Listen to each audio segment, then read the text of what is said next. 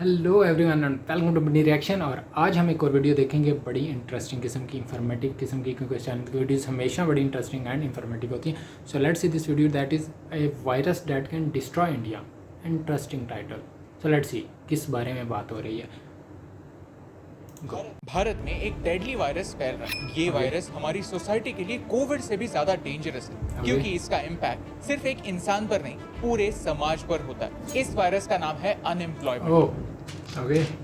कुछ लोग मानते हैं कि हाल ही में जो वायलेंस हुआ उसका मेन रीजन है अनएम्प्लॉयमेंट। एक इंसान अपने लाइफ के 15 साल एक डिग्री के पीछे स्पेंड करता है, लेकिन इसके बदले उसे क्या मिलता है? आज भारत में 5 करोड़ से ज्यादा लोग अनएम्प्लॉयड, यानी काम की तलाश में, लेकिन बार बार लगातार फेल हो रहे हैं। आज के इस वीडियो में जानते हैं कि भारत में अनएम्प्लॉयमेंट क्यों बढ़ रही है और इस बदलते जमाने में खुद को रेलेवेंट रखने के लिए हम क्या कर सकते हैं। प्रॉब्लम्स के बारे में तो सब बात करते हैं, लेकिन इस वीडियो के 2 पार्ट्स हैं। पहले पार्ट में हम प्रॉब्लम्स को और उसके रीजंस को समझेंगे और दूसरे पार्ट में हम सॉल्यूशंस पर फोकस करेंगे। अगर आपको इस वीडियो से वैल्यू मिलती है तो इसे अपने दोस्तों के साथ शेयर कीजिए। ये बड़ा इंपॉर्टेंट है बिकॉज ये इशू पूरे रीजन में ऐसा देश जहां 50% पाकिस्तान का भी ये इशू पॉपुलेशन 25 साल से कम एज का है। यंग पॉपुलेशन एक देश के लिए एसेट होता है, क्योंकि यंग लोग एक्टिव होते हैं, अपने दम पर अपना करियर बना सकते हैं, देश की इकोनॉमी को आगे ले जा सकते हैं। ऑफ कोर्स अगर उन्हें काम करने का मौका मिले तो। थोड़ा रिवाइंड करते हैं।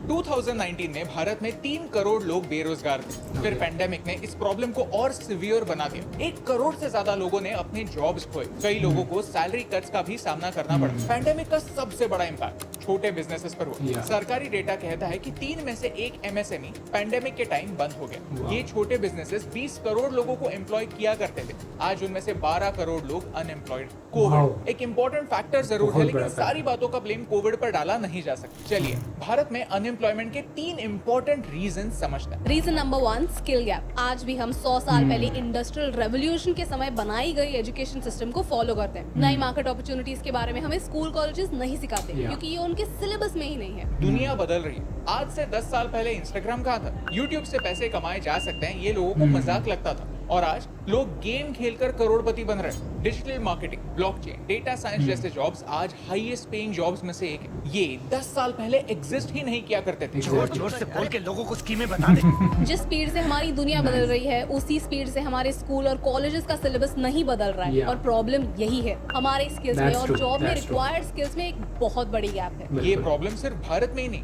पूरी दुनिया में। इसीलिए दुनिया का रिचेस्ट इंसान इलॉन मस्क कहता है, किसी को भी हायर करते हुए वो पहले उनके स्किल्स देखता है और डिग्री बाद में। कॉलेज हमें क्या सिखाता है और क्या नहीं, ये हमारे हाथ में नहीं, लेकिन जहां हमारा कॉलेज पीछे छूट जाता है, उस गैप को फिल करना हमारे हाथ में है। और इस गैप को फिल करने के लिए हम स्किल शेयर जैसी कम्युनिटी यूज कर सकते हैं। We have been using skill share for a long time. Skill share एक ऑनलाइन लर्निंग कम्युनिटी है, Exactly, और इस तरह के और भी बहुत सारे प्लेटफॉर्म्स हैं जो आपको इवन यूट्यूब से अपग्रेड बहुत करने कुछ में हेल्प लर्न कर सकते हैं। जैसे कि So, कुकिंग, ये बड़ा इंपॉर्टेंट पॉइंट है, graphic design, animation and thousands more. मैं पिछले कुछ महीनों से स्किल शेयर यूज कर रहा हूं और मुझे यहाँ पर एक काफी इंटरेस्टिंग क्लास मिला। रॉब को तो आप जानते ही होंगे, इन्हें बचपन से हम टीवी पर देखते हैं। इनसे ही इंस्पायर होकर हमने भी आर्टिस्ट बनने का सपना देखा। आज वो अपने ही अलग अंदाज में इंस्टाग्राम पर वीडियोस कैसे बनाते हैं, मैंने भी उनकी shows देखे हैं। प्रोसेस क्या है, ये सब स्किल शेयर पर सिखाते हैं। interesting इसमें है। स्क्रिप्टिंग, शूटिंग, एडिटिंग सब शामिल है। यूट्यूब जैसे सोशल मीडिया प्लेटफॉर्म्स पर लोग अपने फील्ड की जानकारी शेयर करते हैं और सेल्फ एम्प्लॉयड बनते हैं। किसी पर डिपेंडेंट नहीं रहते, खुद के लिए अपॉर्चुनिटीज जनरेट करते हैं। इस जर्नी की शुरुआत कैसे करें, इस टॉपिक पर कई यूजफुल क्लासेस आपको स्किल शेयर पर देखने मिलते हैं। स्किल शेयर की अनलिमिटेड एक्सेस आपको less than 1800 Okay, it seems like rupees in, और less than 150 rupees per month में मिलती है, which is less than a pack of water colours. इतना ही नहीं, हमारे रेगुलर व्यूअर्स के लिए एक स्पेशल ऑफर है। पहले 1000 ये स्पॉन्सर्ड वीडियो बट स्टिल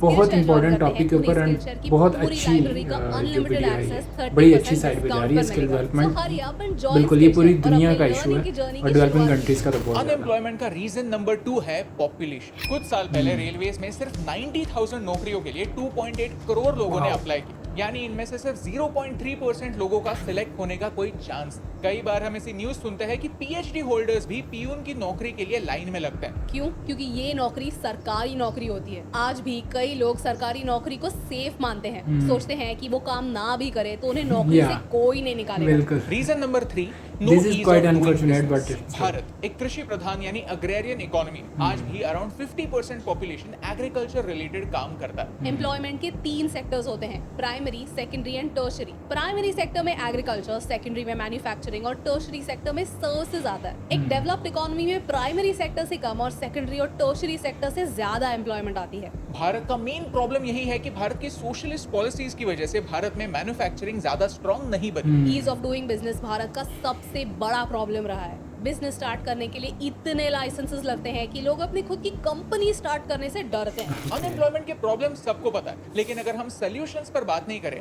तो क्या फर्क पड़ता है? चलिए समझते हैं कि गवर्नमेंट और समाज दोनों अनएम्प्लॉयमेंट का प्रॉब्लम सॉल्व करने के लिए क्या कर सकते हैं। आज चाइना दुनिया की फैक्ट्री बन चुका है। आज एप्पल जैसी बड़ी कंपनीज के सारे प्रोडक्ट्स चाइना में प्रोड्यूस होते हैं। चाहकर भी दुनिया चाइना को बॉयकॉट नहीं कर सकती। हम चाइना पर डिपेंडेंट। इसका मेन रीजन ये है कि चाइना की वर्कफोर्स एक स्किल्ड लेबर फोर्स है। स्किल्स में 4 तरह के स्किल्स होते हैं। कॉग्निटिव स्किल्स, जिसमें हमारे पढ़ने लिखने की कैपेसिटी को कैटेगराइज किया जाता है। ये पार्ट हमारी एजुकेशन सिस्टम ठीक ठाक हैंडल करती है, लेकिन बाकी पार्ट्स को इग्नोर कर देती है। Technical skills, social skills, behavioural skills, ऐसे सारे स्किल्स डेवलप करने की जरूरत। पॉपुलेशन ज्यादा होने की वजह से आज का हमारा लेबर रिप्लेसेबल बन चुका है। कंस्ट्रक्शन में अगर कोई वर्कर बीमार पड़ा तो उसकी जगह लेने के लिए 20 लोग खड़े हैं। ऐसे सिचुएशन में जॉब सिक्योरिटी कहां से आए? विमेन इन वर्कफोर्स, किसी भी देश की प्रोग्रेस अपने पॉपुलेशन की प्रोडक्टिविटी पर डिपेंडेंट होती है। हमारी आधी पॉपुलेशन फीमेल पॉपुलेशन है। भारत के टोटल वर्कफोर्स में सिर्फ 18% महिलाएं हैं और ये ट्रेंड बदलने की जरूरत है। इसमें लोगों का एटीट्यूड और वर्क प्लेस के रूल्स, इन दोनों में चेंजेस लाने की जरूरत है।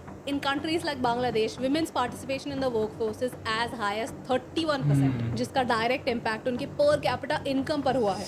एक्सपोर्ट्स, हमारा देश एक काफी बड़ा देश है जिसमें दुनिया का 18% पॉपुलेशन रहता है, लेकिन फिर भी हमारे टोटल एक्सपोर्ट्स दुनिया के 1.5% के आसपास है। कंपैरिजन के तौर पर चाइना से दुनिया के 15% एक्सपोर्ट्स होते हैं। अब 15% से 20% तक जाना नेक्स्ट टू इम्पॉसिबल है, लेकिन हमारे लिए 1.5% से 3% तक जाना पॉसिबल है। इससे एग्रीकल्चर, टेक्सटाइल्स, मैन्युफैक्चरिंग जैसे सेक्टर्स में जॉब्स बढ़ेंगे। एग्रीकल्चर की बात की जाए तो इसमें एक्सपोर्ट्स के रूल्स काफी अनरिलायबल हैं। अगर किसी चीज के प्राइसेस बढ़ने लगे तो सरकार एक्सपोर्ट्स बंद कर देती है ताकि लोकल सप्लाई बढ़े। इस इनस्टेबिलिटी की वजह से किसानों का इनकम कम होता है। और एक सोल्यूशन है पेंडिंग एग्जाम्स। जैसे आर्म्ड फोर्सेस की एग्जाम्स 2 सालों से रुकी हुई है, वैसे ही रेलवेज और अलग अलग स्टेट्स के पब्लिक सर्विस कमीशंस की भी एग्जाम रुकी हुई है। ऐसे सारे जॉब्स मिलाकर इन टोटल 8 लाख से ज्यादा वैकेंसीज हमारे गवर्नमेंट में खाली है। कई एग्जाम्स कंडक्ट ही नहीं हुए हैं या कैंसिल हुए हैं या उनके रिजल्ट्स ही आना बाकी हैं। इसका डायरेक्ट इम्पैक्ट उन स्टूडेंट्स पर होता है जो इन एग्जाम्स के लिए प्रिपेयर कर रहे हैं या एग्जाम्स देकर खाली हाथ बहुत सिमिलर इश्यूज लग रहे एंड हैं। Last but similar issues Pakistan attitude में में चेंजेस लाने होंगे। कोई भी काम छोटा नहीं होता, ये हम सबको समझना होगा। 2 साल पहले जब हम 100 reasons to love India shoot करने के लिए भारत में घूम रहे थे,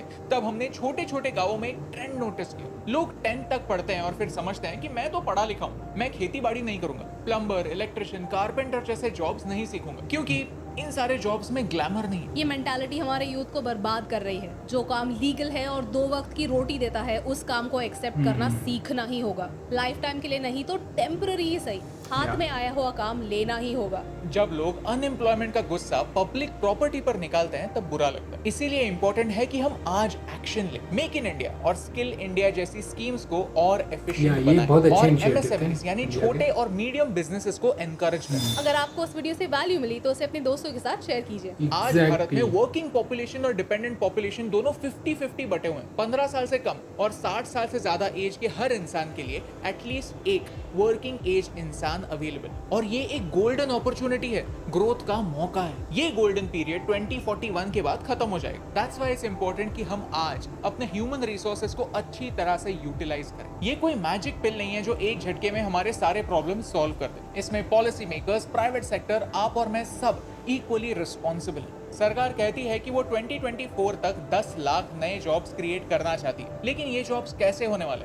ऐसे जॉब्स जो अगले 10 सालों में ऑब्सोलीट हो जाएंगे, या ऐसे जॉब्स जो हमारे यूथ को सक्षम बनाएंगे? हमें एक बैंड-एड की नहीं, एक सर्जरी की जरूरत है, और यही इंपॉर्टेंट मैसेज आप तक पहुंचाने से मुझे फर्क पड़ता है। Very nice video, very important message. और ये मैं इशू जो हाईलाइट किए वो देख के मुझे लग रहा था कि भाई पाकिस्तान के भी तो ये इशू हैं, तो बड़े सिमिलर किस्म के इश्यूज़ हैं। अनएम्प्लॉयमेंट बहुत बड़ा इशूज़ है ऑब्वियसली, और पॉपुलेशन आपकी स्ट्रेंथ बन सकती है अगर उसे बड़ा अच्छे तरीके से यूटिलाइज़ किया जाए। और ये चीज़ चाइना से लर्न की जा सकती है, जिस तरह से उन्होंने यूटिलाइज़ किया और ऑब्वियसली वो इस वक्त डोमिनेंस कर रहे हैं एक्सपोर्ट इंडस्ट्री में और आलमोस्ट हर सेक्टर में, ख़ासतौर पे जहाँ जो भी सेक्टर एक्सपोर्ट से कनेक्टेड है उन पे तो उनका बहुत फोकस है। और सस्ती स्किल्ड लेबर की वजह से बहुत सारी कंपनीज चाइना में इन्वेस्ट करती हैं। प्लस बांग्लादेश ने रिसेंट टाइम में बहुत ज़्यादा तरक्की की है इस मामले में, they are doing really nice.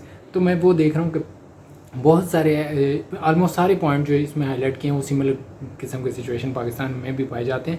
और ये जो एजुकेशन का पॉइंट है ये बहुत इंपॉर्टेंट है, क्योंकि आहिस्ता आहिस्ता अभी करंटली बहुत सारी ऐसे लोग जो ग्रेजुएट होके आते हैं और बहुत सारी ऐसी वैकेंसीज जिनको स्किल्ड लोग चाहिए होते हैं वो आपस में मैच नहीं कर पा रहे होते। तो मेन बात यह है कि जो इंडस्ट्री की डिमांड है उसके अकॉर्डिंगली ही जो है ना प्रोडक्शन भी आ रही है, उसी के अकॉर्डिंगली स्किल डेवलपमेंट्स भी हो रही हूँ। तो ये 2-3 बहुत अच्छे पॉइंट उन्होंने हाईलाइट किए हैं जो बिल्कुल फोकस करने की ज़रूरत है। बट सब कुछ गवर्नमेंट पे और जो भी मौजूद सिस्टम है उस पर ब्लेम करने से कुछ नहीं होगा, ख़ुद भी कुछ करना पड़ेगा। और अभी के टाइम पे इंटरनेट की इस रेवोल्यूशन के बाद किसी के पास कोई ये नहीं है कि वो सिर्फ ब्लेम गेम ही करता रहे। There are hundreds and thousands of opportunities, आप खुद स्किल डेवलप कर सकते हैं, बहुत कुछ सीख सकते हैं। जो भी मार्केट में रिक्वायरमेंट्स हैं वो इंटरनेट पे घर बैठ के इंटरनेट पे हर चीज़ सीखा जा सकता है और अपने आप को डेवलप किया जा सकता है। और बहुत सारी ऐसी एग्जांपल्स आप लोगों के इर्द गिर्द होंगे जो लोगों ने बहुत सारी ऐसी स्किल सीखी जो उन्होंने किसी स्कूल, कॉलेज, यूनिवर्सिटी से नहीं सीखी बल्कि बाद में डेवलप की इंटरनेट को यूज़ करते हुए, and they are quite successful in their life. तो अगर आप लोग भी इस सारे सिनेरियो से गुजर रहे हैं, अनएम्प्लॉयमेंट को फेस कर रहे हैं जो कि बहुत बड़ी पॉपुलेशन इस वक्त कर रही है, तो इंटरनेट आपके पास है। बहुत सारी वेबसाइट्स हैं जिस पे लर्न कर सकते हैं, और कुछ नहीं तो यूट्यूब पे बहुत कुछ किया जा सकता है, यूट्यूब से बहुत कुछ लर्न किया जा सकता है। सो देखें कि आपके इर्द गिर्द यहाँ कौन सी ऐसी स्किल्स हैं जो इन डिमांड हैं, कौन सी ऐसी चीज़ें हैं जिनमें आपका इंटरेस्ट डेवलप होता है। गो एंड लर्न दो skills and make your living. Unemployment सिर्फ गवर्नमेंट पे नहीं फेंका जा सकता। और एक और पॉइंट मुझे बहुत अच्छा लगा, गवर्नमेंट जॉब्स वाला। पाकिस्तान में भी क्रेज़ है गवर्नमेंट जॉब का कि भाई यार कुछ भी नहीं करना पड़ेगा और पक्की जॉब होगी। ये एक तो मुझे ये माइंडसेट बड़ा अजीब लगता है कि भाई अगर आपने कुछ नहीं करना और सिर्फ घर बैठ के पे लेनी है तो फिर जॉब ना करो, आप नुकसान ही दे रहे हो उस डिपार्टमेंट को। सो ऑब्वियसली काम तो हर बंदा करता है जाके, बट ये एक मैंटेलिटी बड़ी गलत है कि गवर्नमेंट जॉब करेंगे, सिक्योर जॉब होगी, काम ना भी करें तो कोई मसला नहीं होगा। एक बहुत गलत मैंटेलिटी है। और ऐसे बहुत सारे लोग जो हाईली स्किल्ड हैं यहाँ, उनको जॉब, गवर्नमेंट जॉब या जॉब के पीछे फिरने की बजाय ये देखना चाहिए क्या हम खुद कोई स्टार्टअप्स और इनिशिएटिव्स लेके जॉब क्रिएट कर सकते हैं। कोविड से पहले तक मुझे पता है इंडिया में startups were doing really good. मैंने कुछ चीज़ें लर्न कर रहा था about startups and these things, तो उसमें मैंने स्टैट्स देखे, India is doing really good in this part. Covid के बाद चीज़ें काफ़ी चेंज हुई हैं, बट स्टिल स्टार्टअप्स की तरफ, और क्योंकि जो बंदा जॉब ढूंढता है वो सिर्फ एक जॉब वैकेंसी कम कर रहा होता है, बट जो स्टार्टअप्स में कुछ नया बिजनेस स्टार्ट करता है, जो कर सकते हैं, जो अपनी स्किल को देखते हुए या if they have the resources available, वो बहुत सारी जॉब्स क्रिएट कर रहा होता है। तो ये भी एक बड़ा इंपॉर्टेंट पॉइंट था। प्लस ये कि बहुत सारे लोग वो अपने आप को लेबल कर लेते हैं कि मैं इस तरह की जॉब करूंगा, इसके अलावा कोई और जॉब नहीं करूंगा। तो ये भी एक प्रॉब्लम है। बहुत सारे ऐसे लोग हैं जो जब अब्रॉड जाते हैं तो फिर वो बहुत तरह के काम कर लेते हैं, बट जब वो अपनी कंट्री में तो कहते हैं नहीं भाई हमारा एक लेवल है उसके अंदर रह के। तो इस तरह के बहुत सारे इश्यूज़ हैं मैंने जो इन्होंने हाईलाइट किया, मुझे ऐसा लग रहा है कि पाकिस्तान के ही मसले हैं। सो काफ़ी सारे इश्यूज़ सिमिलर हैं और बहुत अच्छे इशू को हाईलाइट किए हैं and then very nicely explain the solution. So we hope कि कमिंग फ्यूचर में बेहतरी आए, ख़ास तौर पे इस एम्प्लॉयमेंट के स्टेटस में, क्योंकि जब कोई बंदा 15-20 साल पढ़ाई करने के बाद भी अनएम्प्लॉयड होता है तो वो अकेला नहीं, उसकी पूरी फैमिली सफ़र कर रही होती है, क्योंकि बहुत सारी उम्मीदें होती हैं लोगों की, ख़ास तौर पे मिडिल क्लास फैमिलीज़ में। तो बहुत ही इंपॉर्टेंट चीज़ है ये। आई होप कि बहुत कुछ लर्न करने को मिला होगा। और इस वीडियो के बारे में अगर कुछ ऐड करना चाहें तो कमेंट सेक्शन में प्लीज़ ज़रूर बताएं। कोई वीडियो आप चाहते हैं देखूं तो उसका लिंक दे दें या कमेंट करें। See you guys next video, till then take care और सब्सक्राइब कर लो यार। बाय।